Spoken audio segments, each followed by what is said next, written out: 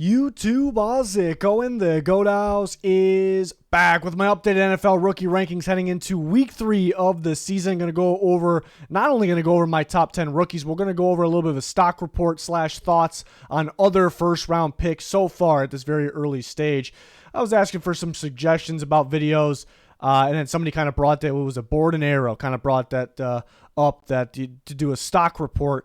And I'm doing it maybe a little different than how he thought it, but it kind of gave me the idea here. So we'll talk about more than just the top 10 rookies here. So we have loads of NFL content. You see the schedule on the bottom left. All that content for week 3 is already up. Score predictions, bets, straight up picks with the other guys, all up. So check it out.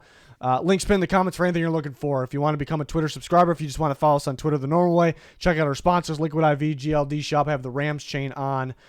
Rams chain with the Cubs shirt. Interesting choice. But from the GLD Shop, we have a giveaway going on with them. Links pinned in the comments. So my rookie rankings. So starting towards the bottom, the Vikings, undrafted rookie linebacker Ivan Pace Jr., which we knew was a good undrafted pickup. We had ranked him number 1 out of the undrafted guys, and we knew he'd be a really good fit in Brian Flores' defense, heavy blitz, and he's been a heavy blitzer already. He's actually number 1 in pass rush win rate in football, so he's getting some pressure, causing kind of a ruckus, for quarterbacks, and just kind of been all over the field. If I had to nitpick a little bit, which I know PFF has a higher grade on him, maybe ranked him higher than 10, but he could do better getting off blocks, and that kind of comes with being undersized, and maybe part of the reason why he went undrafted.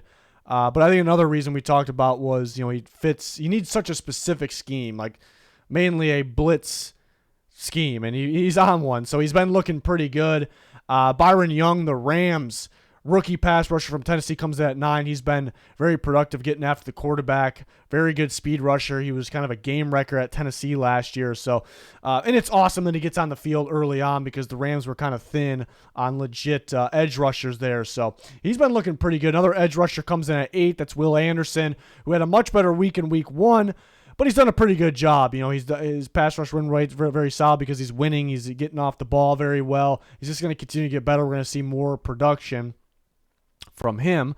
7 up to 5, another Texans player, CJ Stroud, the quarterback, who looked really good in that Colts game, which they did lose. And I almost put CJ Stroud higher because he's looked so damn impressive, mainly in that game, and just doing things that rookie quarterbacks don't do, like throwing for over 300 yards. The awareness is really good. Eyes in the back of his head, escaping pressure, kind of throwing out of the, on the run. So those are big reasons why he's ranked in the top 10. It's 10 is only a select few. I wanted to put him higher because he's doing those things already, and I'm really excited about him and his future, the future of the Texans. But there are some things. Let's win some ball games. Let's start the game a little better. Not that he started poorly, but he did get there was a strip sack. He does want to, and he does a good job of escaping pressure and getting outside.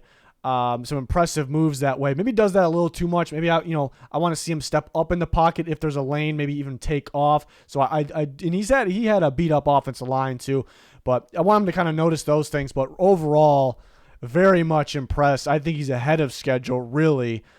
Doing things, again, that rookie quarterbacks in their second, third year aren't doing right now. So very much impressed with CJ Stroud. I think he'll continue to climb. Zay Flowers at 6. He actually was 1 last week, and he's, there's 7 guys that close to being number 1. CJ Stroud, the way he played last week, looks like a number 1 rookie. So there's some legit guys in this class, but only going off 2 games. So guys can move up and down quite a bit, only off 2 games here. But Zay Flowers played well in the second game. There's just 5 other guys, I think, second game, but combining the 2, maybe just ahead of him, but been very impressive. I thought he was a little bit better, and also I think more reps in that first game. But you see he's kind of a weapon. Get him a screen pass or anything underneath, let him go to work.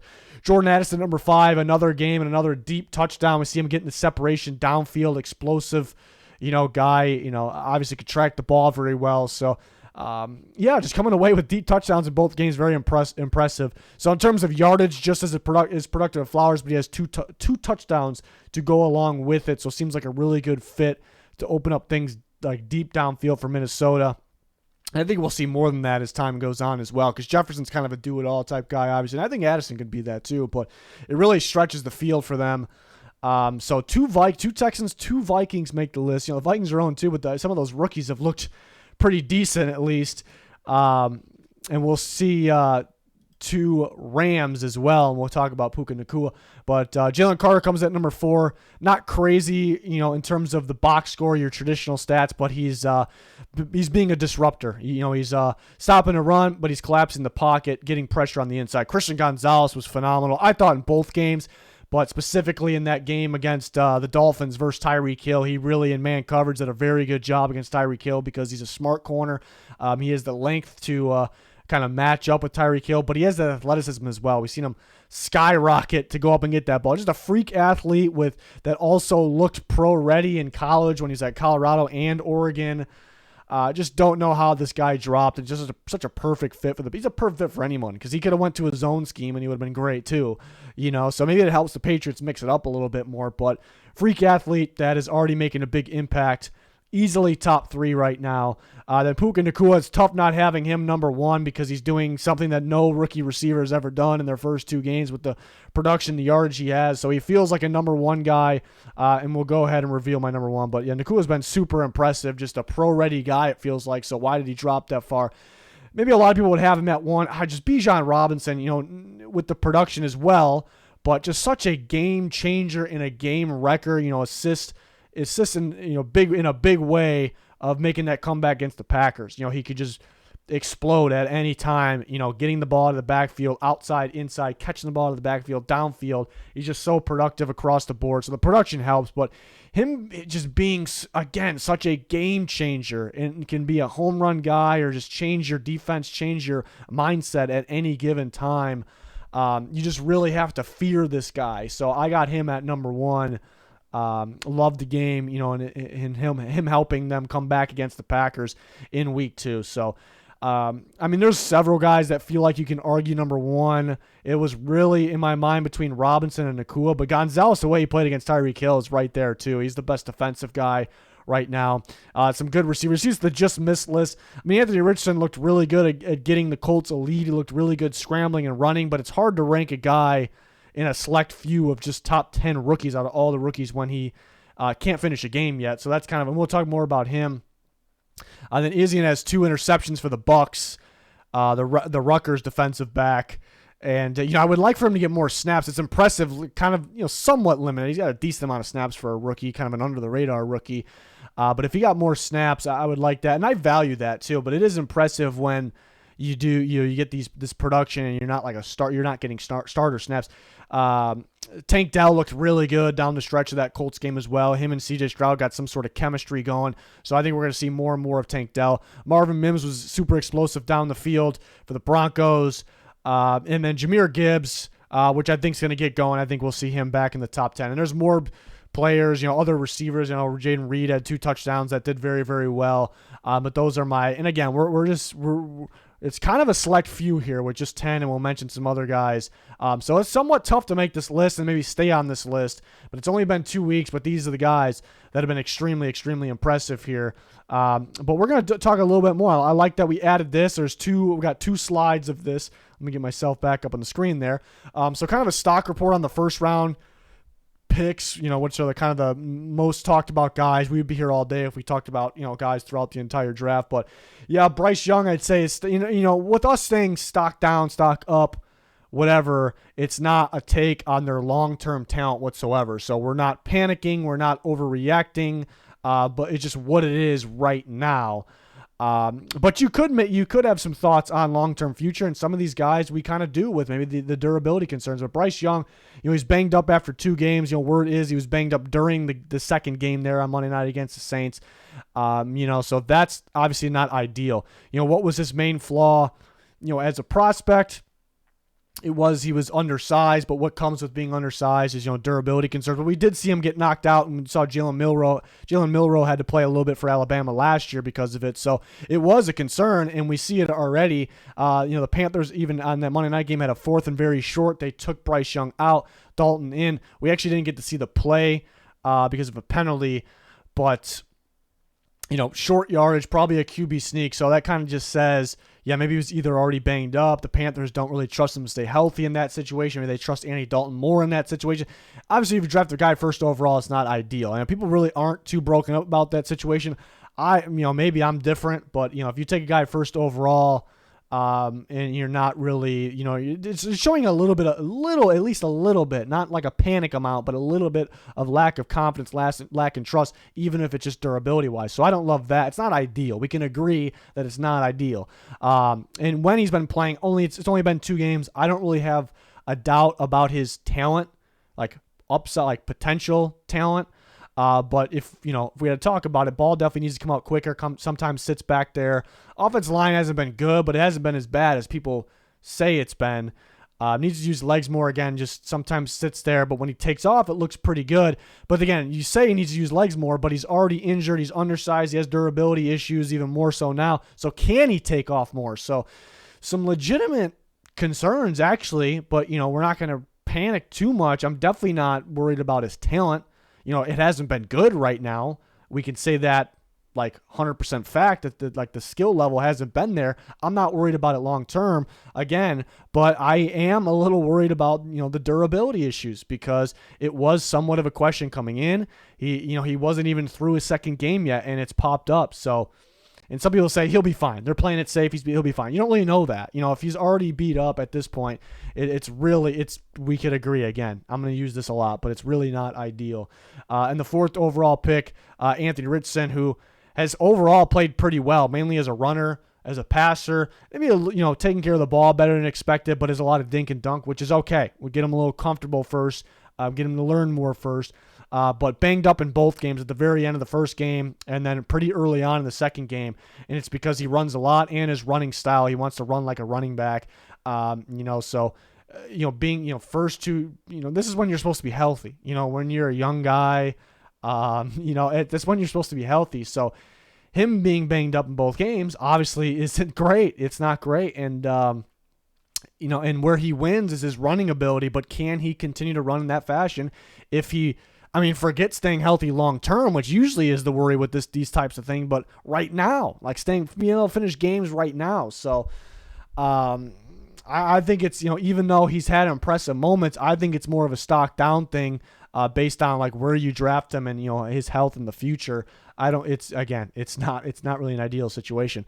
And people are going to argue it because he's looked pretty good, but you got to finish games. You got to stay healthy. So what does this say about his future? And again, I'm not making a statement saying he will not be healthy in the future. He won't pan out. I'm not really saying that, but it doesn't look great.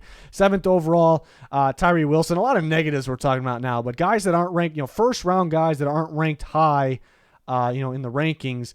Obviously, we're going to be talking about, mostly negatives on these. Tyree Wilson has 0 pass rush wins right now. He got a snap decrease in week 2. Malcolm Kuntz got a snap increase. Lacking the get off, which we talked about pre-draft. He doesn't have that explosive get off. Can you coach that? Not really. Usually you have it or you don't coming into the NFL, so that's tough. And I said it pre-draft too. It feels like he's an interior defense lineman and an edge body. He has the length, maybe the athleticism off the edge, but I thought where he really blew plays up was run defense off the edge, but mainly pass rush snaps on the inside, just dominating guards with his length because he actually has the power to handle guards as well on the inside, but he has the length to overpower them. So a lot of things coming up, what I said pre-draft, lacking the get off, feels, more like an interior defensive lineman, even though I'm not saying he has to play there full time, but you got to use him in there a little bit. So I want to see him against some guards, but he still has upside if you use him right. But obviously 0 pass rush wins, still lacking that get off. Stock down, hasn't looked great. Darnell Wright of the Bears was 10th overall. And the Bears are taking some heat because they didn't take Carter, and I'm not saying I necessarily disagree with those people saying that, or I'm not necessarily saying I agree with it either, but we're not making a statement on that. But Darnell Wright, overall, I think looked pretty good. I think what's keeping him out of the top 10 rankings, he could be a better pass protector, but it's a lot different than Tennessee. They got the ball out quick, and the Bears are a little bit of a mess right now. So I'm confident about his upside there. And it hasn't been like atrocious or like terrible or anything like that. But he's been fantastic in terms of a run blocker as a tackle, which we knew he would be. And it's honestly a different scheme than Tennessee. The run blocking, a lot of man blocking, a lot of counters, like weird RPO, like I don't know, like different plays you don't really see a whole lot in the NFL from Tennessee. And Chicago's trying to run outside zone. So I think him, and he not the second best rookie, the second best offensive lineman in football in run block win rate. That's pretty impressive. Again, to be in the top 10, just a select few Could be a little better as a pass protector, but I like his upside. I think the Bears got a good one with him. 13th overall. There's not too many guys I'm going to talk about that have kind of a, their stock isn't up or down, but I thought this was a very interesting one. Lucas Van Ness of the Packers. He actually got a snap decrease, a pretty sizable one too in week 2. So that's not ideal, obviously, but I do think he's pretty impressive with his limited snaps in both weeks. I think he's creating, some issues for offense. It's limited, but it's limited snaps. But then you do wonder, kind of what we wondered pre-draft, is he just a glorified rotational piece or player? Because at Iowa, he was fun to watch because he's explosive, but, were his big moments, like he would come in on pass, he wouldn't start, he would come up in passing downs and line up inside against some weaker guards and just blow them up with his speed. And his his power because of his motor. And you can see, we talked about pre-draft, that probably wasn't going to happen a ton in the NFL or like it happened in college. And so is he a starter on the outside, or is he just kind of a pass down piece that you use in multiple spots? And him getting a snap decrease but looking good when he comes in kind of goes to that point a little bit, that he's a passing down utility piece. So it's like there's good things because he causes some problems and you see some good moments, but is he just that for being the 13th overall pick? So we're kind of staying in the middle. It's just I have interesting thoughts on him, and so far based on what's been happening. So that's why I kind of wanted to talk about him a little bit. And then some other picks here. 15th overall, Will McDonald, healthy scratch. That's not, when a 15th overall pick is a healthy scratch in week 2, it's not great, so we'll say stock down. You would like the guy, and I think he fits Robert Saleh's defense, and I think he's a good player. I liked him as a prospect, so it's not really great, so we're going to say stock down. But he did, if you remembered or if you watched the tape again, when he was on Iowa State, he played out of position, a lot of three-man rush. Even sometimes he'd play, head up on the tackle or even inside. You want him standing out, rushing outside of the tackle, and a guy that can drop in coverage a bit. So I do think he'll fit the Jets defense, but since he played out of position at Iowa State, it would make sense that it would take a little bit of time for him to get going. So we're not going to panic. We're not going to panic that he was a healthy scratch, but we'll say stock down for now because, again, 15th overall pick, second game, you probably want him starting, not just, it's kind of the opposite right now. So for now, down, but I'm not panicking about long-term at all. 18th overall, Jack Campbell, decreased snaps in week 2. He didn't start in week 1. He was behind Derek Barnes, and he's even more behind Derek Barnes now because he got a snap decrease. So the Lions took him. I think most of the world thought it was a reach. I thought it was a massive reach. But so when you reach like that and you take a non-premium position, it's because you went off need and you're kind of desperate for that position, your linebacker. So that's what the Lions did. They reached for a guy. When that's the case, he better be starting. He better be starting. And Derek Barnes out of him, you drafted him because you needed it, and he's not starting week 1. It's like, it's really not ideal, but whatever. It's just week 1, and week 2 he gets a snap decrease, and it's only been 2 weeks. He can all of a sudden start maybe this week or whatever. So, we're not making a statement based on the future, but we could agree that if you take a guy 18th overall, non-premium position, you reach a little bit. Some people thought it was a little bit of a reach. I don't think anyone thought like he was worthy of that pick. I thought it was a bigger reach, but so we can agree that since he's not starting, he's behind a guy like Derek Barnes and getting a snap decrease. It's really not ideal right now, but it could flip. A switch could flip at any given time. 21st overall, Quentin Johnston, decreased snaps in week 2. He only played 10 snaps. And later in the draft, the Chargers drafted his teammate from TCU, Darius Davis. He actually got more snaps. So he was the 5th receiver. 4 receivers got more snaps. He thought with drafting Johnson in the first round, it's like, all right, Josh Palmer better watch out. He might get some decreased snaps. But Palmer's getting way more. Not only is he getting way more snaps, you got Davis getting more. It's only one more, but more snaps. And it's only been week 2. But that it's just not, it's not a fantastic situation. I'm trying not to say the word ideal as much, but we could agree it's not a fantastic situation. And he is an upside guy. He wasn't supposed to come in and be fantastic right away, even though people thought he would be. I'm not sitting here saying he's not going to pan out. I'm not sitting here saying that, but I'm still a little confused why they passed on Addison, and it's really not so much. It's kind of a bonus that Addison's playing very well right now, and Johnson's not really seeing the field. So that plays a small part, but it was just pre-draft. I thought Jordan Addison was like the perfect fit for the Chargers. Exactly what they needed, kind of a home run speed guy, a guy that they don't really have on their team. Maybe they got with Davis, but then Addison, a million times better version of that. And Addison, a guy that can play in the slot, play outside. When Keenan Allen's gone, you won't really miss a step there. He actually has a former receiver coach on the staff. It just made so much damn sense, and they took Johnston a pick before him. So I'm not sitting here saying it's a miss because they didn't do that, but I'm just a little head scratching still. Johnston has a lot of upside. He might be a guy that we're talking 3 years from now and be like, okay, now he's working out and he looks really good. It's definitely very possible. 24th overall, Deonte Banks. He's been struggling a little bit, been getting beat, been chasing guys. The Giants run a ton of man coverage, which is very, very difficult to play in the NFL. But this guy was like as polished of a man coverage guy as you get as a prospect. He ran a ton of it at Maryland. And he looked really good. It was a perfect fit, and it still could be a perfect fit. But right now, he's getting beat a lot. He's chasing a lot of guys. But at the same time, NFL is just at a different speed, and it's a rookie guy. It's only been now 3 games, but because they played on Thursday night. So he just might need some, and I'm confident with it. He's got a lot of upside. He's a freak athlete. He's got to get out of his breaks a little bit. He's kind of facing the wrong way, or he's kind of getting fooled thinking the receiver's going to go one way. So it's not really like 40 speed situation because he can fly. It's more of like game speed. So he just might need a little bit of time to adjust the NFL speed. But it's been a struggle for him a little bit. So he is a little bit stocked down, even though I'm not really worried long term. And then 25th overall, Dalton Kincaid. Semi-productive. Like, he's pretty productive. He's tough after the catch. He can get open. I actually probably think people maybe thought more production for him, even though it's only been 2 games. But I still think it's stock up because the Bills drafted him for a reason.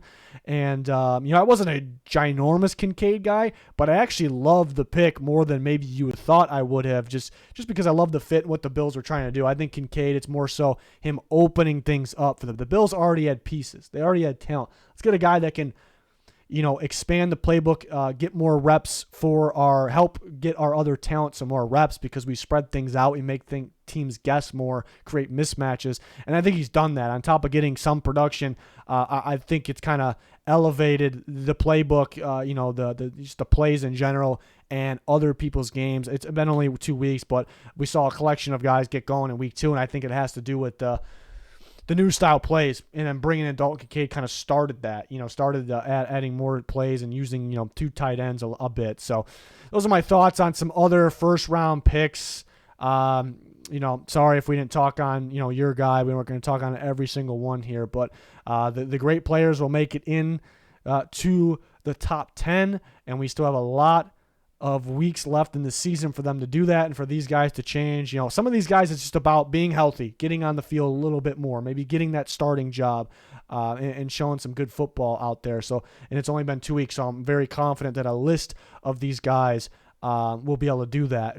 I think the biggest talking points of those 2 quarterbacks, one drafted first overall, one drafted fourth. It sucks that they're already hurt. It's not the best situation. They have a lot of upside and talent. Need to see them on the field. So it is what it is right now. But just to be clear, stock up, stock down doesn't mean, future takes. We're not overreacting, panicking just based off 2 games, but we are learning some things game by game here as we go. So let me know your guys' thoughts. I liked adding this stock report to the video, talking about some of these kind of big name guys that were in the draft, but some of them are balling, some of them are not. Some of them need to get on the field more. Some of them need to get healthy to get on the field more. So that's kind of what it is through 2. Again, let me know your guys' thoughts in the comments. We're always talking with you guys on Twitter. We're always have like ideas. Like, should we add this video? And that's kind of what happened here. Should we take this one off? But always adding more videos, always adding stuff to Twitter as well. Check it out there. Links pinned in the comments. Check out our week 3 videos all up on the channel. It's going to do it. Thanks for watching. Goodbye.